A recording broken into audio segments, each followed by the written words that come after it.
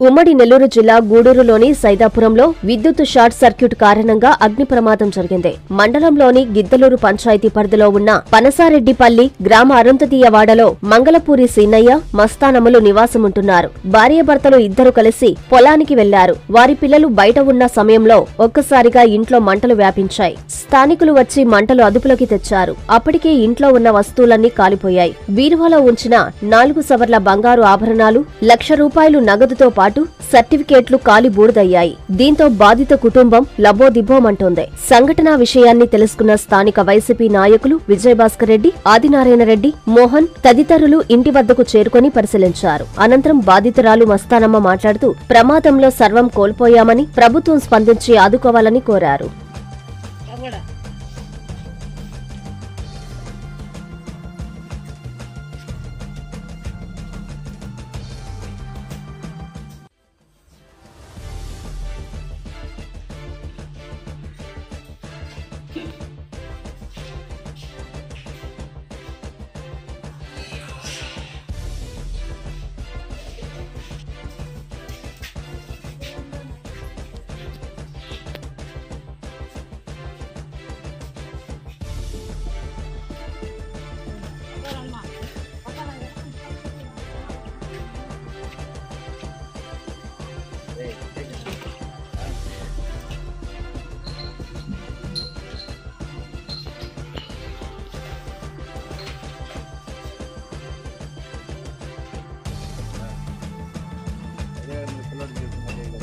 కాదని అది 20 రోజుల్లో నేను తెప్పిస్తా. అది బోర్డుకి ఇచ్చేసి అసలు ఇబ్బంది కాదు.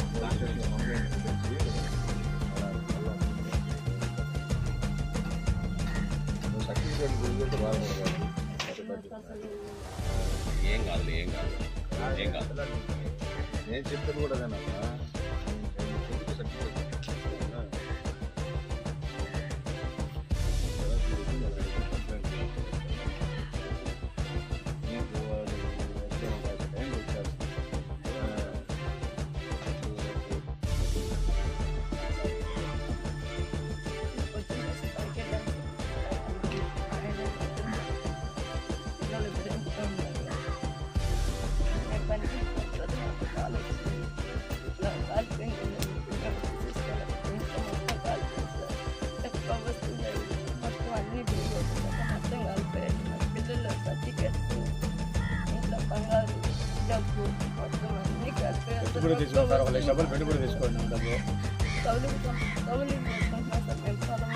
దానికోసం ₹1,00,000 డబ్బులు తెచ్చి పెట్టుకోండి.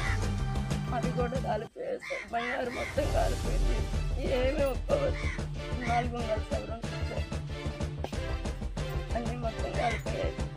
ఏం లేదు సార్. ఒక్క వస్తువులు బట్టలు మొత్తం ఏమి ఒక్క వస్తువు పిల్లల సర్టిఫికేట్స్ కూడా సగం మొత్తం కాలిపోయాయి సార్. ఏం ఒక్కటి కూడా లేదు.